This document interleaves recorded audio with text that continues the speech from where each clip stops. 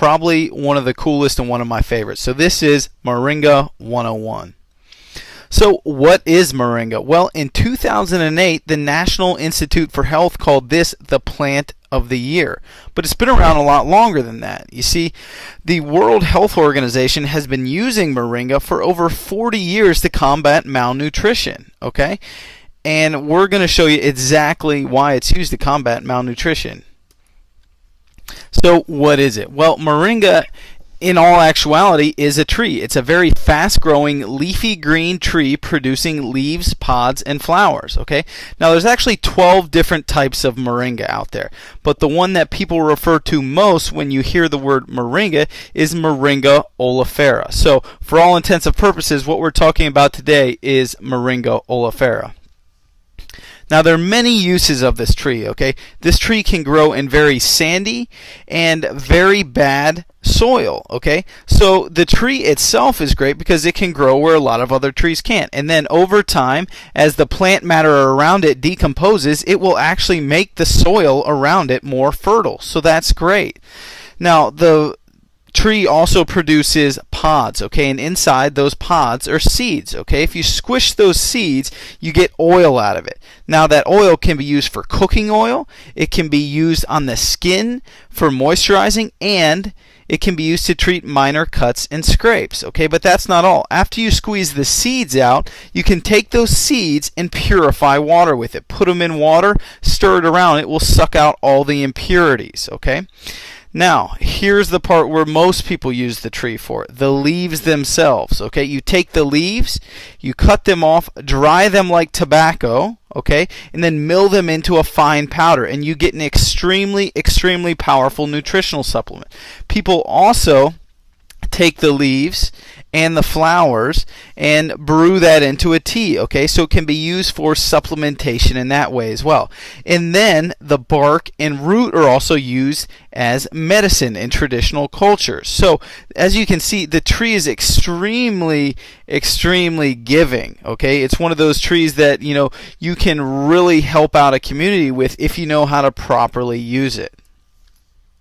Let's talk about some of the benefits, okay? And when we talk about the benefits, we're of course talking about the leaves, okay? That's where most of the nutritional supplementation comes from. So the leaves themselves, when they're dried and milled into that powder. Now, Moringga is extremely nutrient dense. Gram for gram, Moringga leaf powder has 7 times more vitamin C than an orange. It has 4 times more vitamin A than carrots. It has 4 times more calcium than milk, and it has 3 times more potassium than bananas. It also has 3 times more iron than spinach, and 3 times more vitamin E than almonds. And it also has 2 times the protein of yogurt, which is extremely cool because that's very rare that you find in a leafy green plant. So as you can see, all these things that we've come to know as extremely dense in one vitamin or a mineral, Moringga actually blows them all out of the water, and it's one leaf. So it's very, very cool. Now, the more and more benefits of Moringga are coming up every day, okay? But we do know that it's extremely good for detoxification. Think about how that mashed up seed purifies water. The leaves do the same thing in your body, okay? They purify it of those impurities, okay? So it's extremely detoxifying. The leaves also contain all the essential amino acids, so it's great for building muscle. It's great for your body and very easily digestible. The fact that it's a leafy green protein source is phenomenal. These are very hard to find, okay? So if you can find a good quality plant-based green protein source, that's phenomenal because it's also alkalizing, okay? Green plants are extremely alkalizing, and obviously alkalizing is good because our bodies become acidic over time, but they operate much better when they're alkaline. They're also now proving how many antioxidants this plant has, which also makes it great for anti-aging. So as you can see, the leaves in this powder, there's more and more things coming out every day that Moringga supports. So the different forms of Moringga available out there, you're going to see a couple different forms. The first form that you're probably going to see is the powder, okay? This is just your typical moringa leaf powder milled down. You can take this, you can put it into baking, you can put it into smoothies, you can sprinkle it on top of salads and on foods. You can make tea out of it. That's what most people do, is they'll just put this powder in and make a tea out of it. That's one of the best ways that you can actually use it. Capsules should only be 100% moringa leaf powder in a capsule. If there's any other fillers in there, that's not what you want. So make sure you get pure 100% moringa leaf powder capsules. The oil, if it's pure oil, this stuff is great. You can use it on your skin. It's extremely moisturizing and good for your skin. Okay, we talked about the anti-aging and all the antioxidants in there. That stuff's great for your skin. And now we're also seeing it used in cosmetics a lot. But before you go out there and you buy something just because it says it contains moringa, look at the other ingredients in there and look at the company itself to see if it's really a good decision. Because just because it contains moringa doesn't necessarily mean that it's going to be good for you or good for the environment in general. So some things to consider here, and these are pretty standard with all the supplements out there. But how is it grown? Okay, is it grown organically?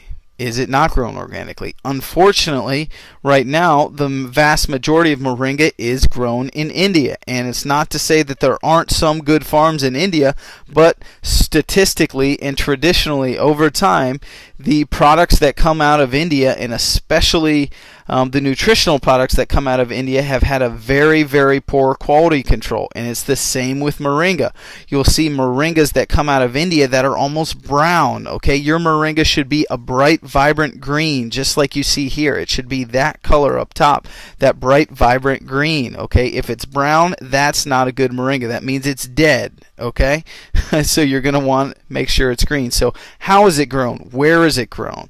How is it processed? If it's processed at high heat, that's not good. Okay, that's a quicker way to process moringa, because you can dry it out really quick and then you can mill it and you can be done with it. But traditionally, and the way to get the best moringa you can, is you have to slow dry the moringa leaves in a dark room or in the shade. Why? Because the sunlight will zap the nutrients out of it. So it takes longer, but it's better for you long term.